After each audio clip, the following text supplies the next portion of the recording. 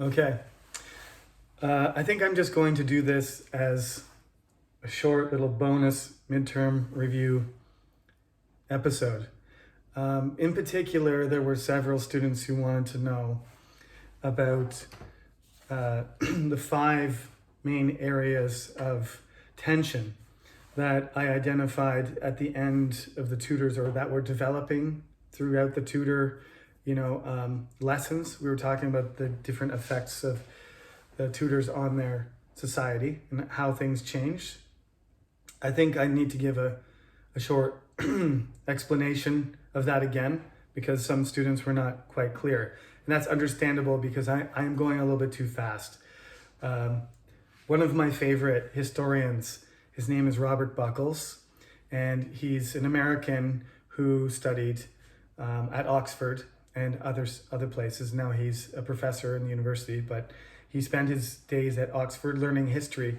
So he's a kind of hybrid like me. I'm a Canadian teaching British and American culture, and he's an American teaching British culture, mostly English, but it's British because he talks even more about Ireland and Scotland than I do. And so he's got Irish and Scottish culture mixed into his history of England. He specifically does a lecture series on the Tudors and the Stuarts, which is basically the section that we have just been focusing on, from Henry VII, the first Tudor, to Queen Anne, who will be the queen who is the queen when the Act of Union takes place in 1707 and creates the United Kingdom of Great Britain. So those are his kind of, beginning and ending dates, 1485. But he goes past them and he starts before them, just like me. So I like his lecture style, but he has a lot more time to tell his stories. But he's the one who made this list. Let me give credit where credit is due. I'll write down at the bottom of this video his name, because if you want to read anything about 16th or 17th century history or culture, he's an excellent resource. So Robert Buchols said there were five main areas of tension that, especially when the Stuarts took over in the 17th century, they were going to cause or be related to the Civil War, which was what I did earlier today. I did my lecture on the Civil War. It was really, really a really light sketch of what happened. So here's a few more details. The sovereign problem, right? So the sovereign problem, who is a sovereign? A sovereign person who has the power over something. If you are sovereign, you have power over yourself. If you are the sovereign, and you're the one with the power. So traditionally, as I said, God gives the sovereign power of the nation to the king, and he is God's instrument. So what the king does is law. And the process of chipping away at that idea kind of started with Magna Carta, when the barons around John said, especially because John was abusing his sovereign power. He was a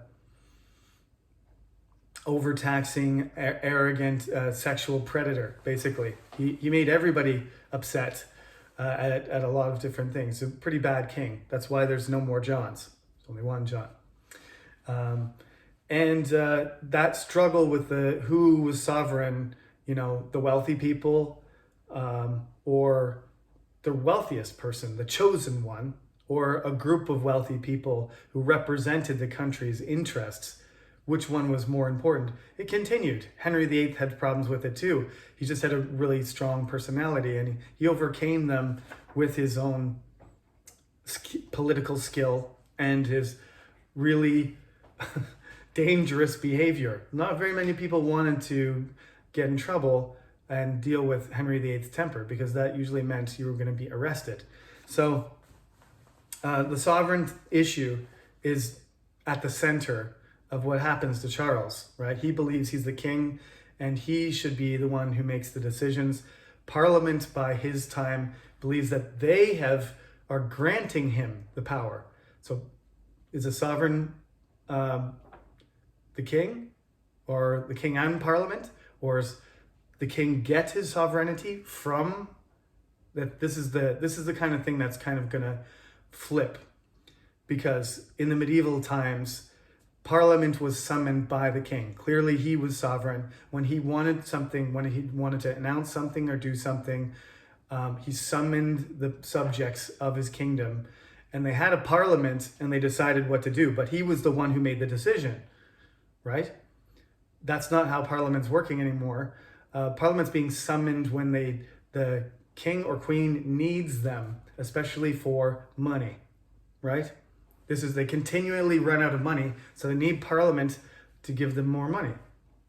And so sovereignty is the first issue, and financial problems are the second. We've talked about this throughout, so you shouldn't be a problem to remember this. There's been economic problems in the background, right? The economic problems of the Black Death, and then high wages, low wages, high taxes, low taxes, preventing people from leaving their land, or job commitments, or keeping rents low, or making rents higher. These financial issues and government economic policies cause a lot of tension. They probably cause the most. Sovereignty seems like it's the most important thing because it's the king and Parliament fighting over it, and that makes a civil war. But the underlying thing is that the king wouldn't have to listen to Parliament if he had more money. Okay, the third thing is religion. And this thing is something that, Queen Elizabeth just made it go away by saying, I don't care. Just in public, behave yourself. That's essentially what she did. Just do your private things, but you're required to do your, go to Anglican church and participate several times a year, but you can also do your own private ceremonies, and I won't bother you, right? If you start making trouble and you're actively disrupting the Anglican church, then you go to jail. But if you maintain your own private beliefs and practice on your own without disrupting society, you're allowed to do that. The Stuart kings start to make things more institutional. They have control of the Anglican church, and they want to use that control to make the population behave a certain way. That's why Bishop Laud, they send an army to Scotland to try and make the Scottish use the English Common Book of Prayer, because they want to Anglicanize the whole island, right? They figure they're all Protestant, so let's just it's part of the idea of making a union, which James was a big fan of, but he was only able to make the personal union, him being the king of both kingdoms, but he couldn't join the kingdoms themselves. And that's going to take 100 years to do. And a lot of different things are going to happen before that. Okay, so then there's this problem of local control. And local control is kind of related to who in your area should you be listening to? Your federal government or your provincial government? Your city government? Koreans have kind of figured this out as national government over everything. But back in this day and age, local government was very important. And as I said before, the church and the local control and the community was everything. Very rarely did the king do anything. Only in emergencies would you have the government do anything. There were autonomous communities all over England just running themselves, and they were part of a big trade network, but they were not being legally controlled, or policy wasn't directed towards them, and they weren't being, when there was war, their local warlord would summon some soldiers and money and then go off and fight. But it wasn't like, the army was drafted from across the entire country and every third man had to serve and stuff like that. Those are national interests. So you can see still in England that there's really an emphasis on local areas, cities, counties, shires, places in the community, and the leaders within those communities have a lot of influence and power, and how they relate to the federal government. Basically, once a tax is made, you have to have everybody pay the tax. If everybody refuses to pay the tax, you don't get any money. That's also what happened to Charles. He started running out of money because he said, you have to pay these taxes, and the localities refused.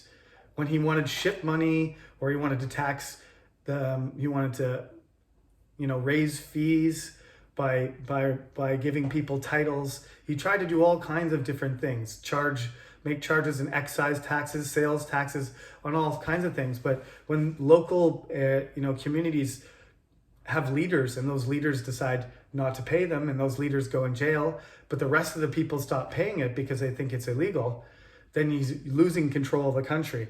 So this local control versus, national control. At what level of government should people be being controlled? And foreign policy is the last one. Foreign policy means, basically in the case of Ireland, it's a foreign country, but they're trying to conquer it. And they have to decide, are they going to let the Irish rule themselves, or are they going to send some leaders over there? Or eventually, what really creates a big disaster there is they start plantation, which is they start moving people, especially Protestants from Scotland, but English too. They start moving them to Ireland and plant them there so that they can colonize Ireland. This is something that's another thing that Irish people are very, very sensitive about, and it's a sort of dress rehearsal for some of the things that the British Empire does later. They take the land from the people who live there, and then they establish cities and towns with their own people in their own language, with their own culture, and they're right there living in a section of Ireland, which is one of the best parts of Ireland to live. They take it away. They don't take away the barren West marches or anything. They take away some of the best land in Ireland from the Irish. This is foreign policy. This causes the Irish, what is called the Irish problem, goes on for hundreds of years. This is one of the fundamental problems, is that they created these terrible foreign policies. With France, they're constantly fighting. They're fighting wars with Spain. So what should foreign policy be? Should the king have control over it? Should the parliament decide over it? How much money should we fund into it? Is it worth it to have war? Do we want to have trade instead? Do we need to have wars to make the country stronger? These are all questions that come out of foreign policy as well. And of course, the last one, the plus one after the 5, is the personality of the king or queen. Makes a huge difference whether all of these or some of these are a problem. Basically, I would say, for the most part, financial problems was the main thing that Elizabeth had to deal with. The other things she managed. But basically, all 5 of these things converge in Charles, and he doesn't recognize how to manage any of them. So they all get out of control at the same time. And then there's a civil war, and then they cut off his head. So those are the 5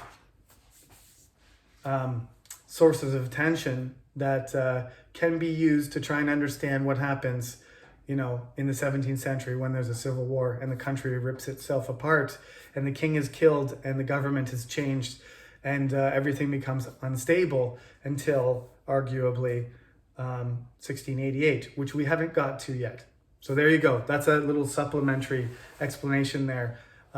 Maybe that'll cut up your studying time a little bit and help you focus. Thank you again for listening to the review. And don't forget, assignment Friday is due, and Friday 10 o'clock is our midterm. Have a nice day.